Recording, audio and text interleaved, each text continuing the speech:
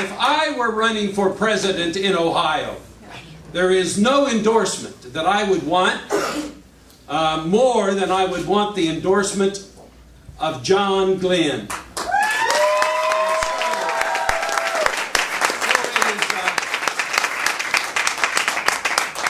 So it is with great pleasure that I ask to come to this podium to speak to you about his choice for President of the United States, our beloved Senator John Glenn.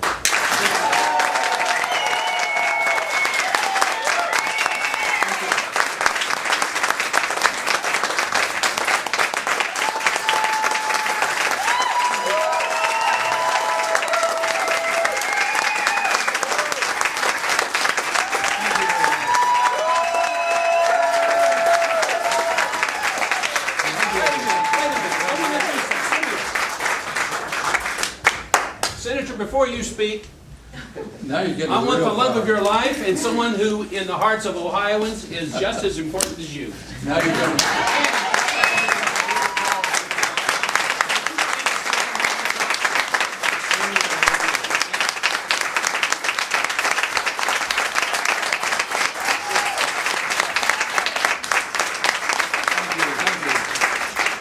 Thank you, Governor Ted, and thank you all, ladies and gentlemen, very, very much. This is probably the most unusual election year that we've ever had in my lifetime.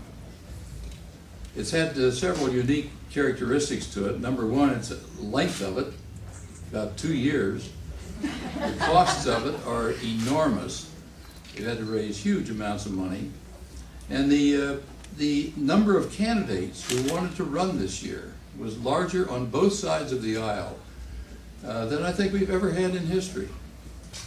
And so Ohio did not try during this early part of the campaign 2 years to out early, if you want to make that a term, to out early the other states.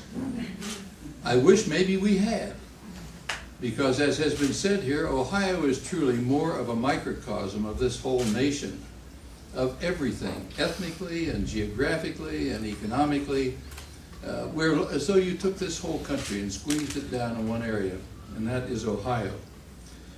But details of the past few weeks, you're already well aware of, and I won't go into those. But Ohio, again, has become a crucial, a pivotal, a key state in the Democratic selection of our presidential candidate. Republicans pretty much have already settled. It's not a final locked up deal yet, as we know, but they've selected their candidate. But over 2/3 of Americans and 2/3 of Ohioans, by polling, Republicans and Democrats alike, have polled in saying that the country is going in the wrong direction. And the same 2/3 have questioned our foreign policy, our relations around the world are in a shambles. Our domestic policies are pretty much the same thing. We don't know how we're going to get out of Iraq for sure. We've gone from a balanced budget and paying down the national debt to the most out of control deficits and runaway national debt that we've ever had by far in the history of this country. And so we do need to turn things around. We need to turn things around and get them going in a better direction, and people are pretty much united on that. Now, a couple of those long-term problems we must be dealt with, I just mentioned, but we also have to deal with short-term problems where people aren't hurting in the future, they're hurting now. The economic downturn, as we call it, may be going into a recession, and these are nice economic terms. But if you're a man or a woman who have lost a job, the home is being foreclosed, and you're having to move maybe with the wife and kids to relatives for a while, to them it's not just a downturn, it's not a recession, it's an absolute disaster. And it must be dealt with. Along with things like that, though, and we could have a whole list of things to discuss today, which I will not do, but along longer term in the area of job creation, not just short term, but in a longer term of job creation, we come down again to what has built this country in the past. It's an area of interest to me in particular, because I've done a lot of talking about this and worked on some of these problems when I was in in Washington in the Senate. But what built this country? What's going to make us competitive in a globalized world into the future? Where are the jobs going to come from? Well, number one is education.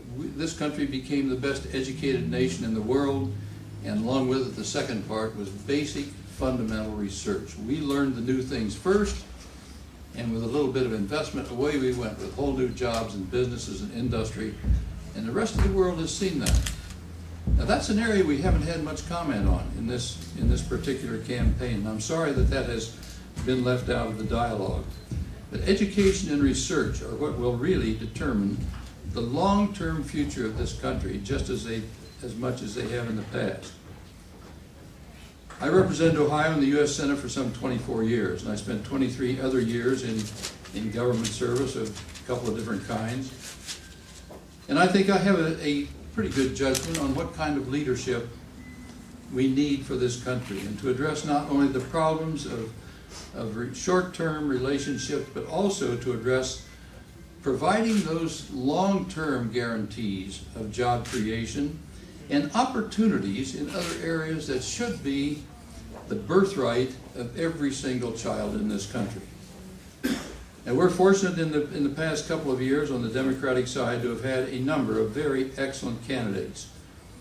And those have been winnowed down, of course, to now we're down to basically two. In my view, Senator Hillary Clinton is best qualified to provide leadership for this future, and it's my pleasure to endorse her candidacy and recommend her to the voters of Ohio.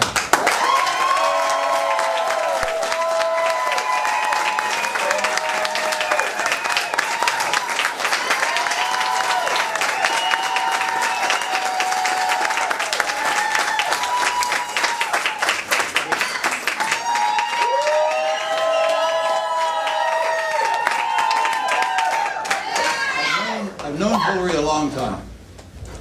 I know her very well. I respect her, I trust her, I like her. We worked together on different projects in Washington when I was still there, and she's experienced. And she's developed as a leader. And I think she's fully capable of being a great president starting on day one.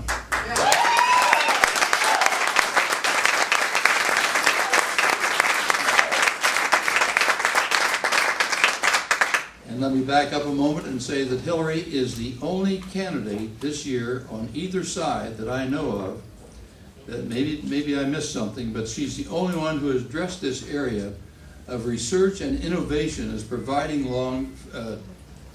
jobs for the long-term future, long-term development for this country. And that's for Hillary.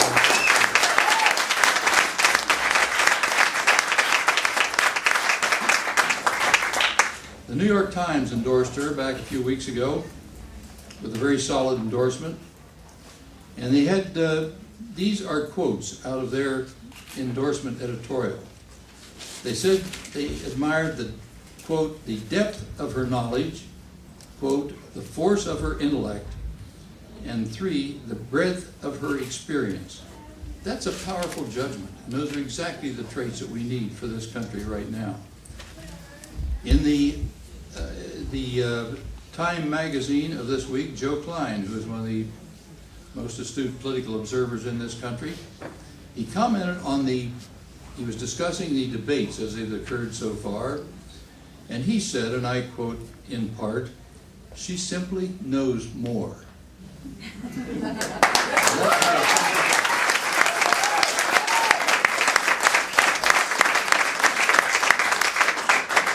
Also a very powerful judgment in my view. So I would repeat again, I'm glad to endorse Hillary Clinton, endorse her candidacy. I recommend her to the voters of Ohio. We look forward to the campaign here for the next few weeks, and Ohio once again is going to be the center of it all, and we need to get everybody out to vote on Election Day. Thank you.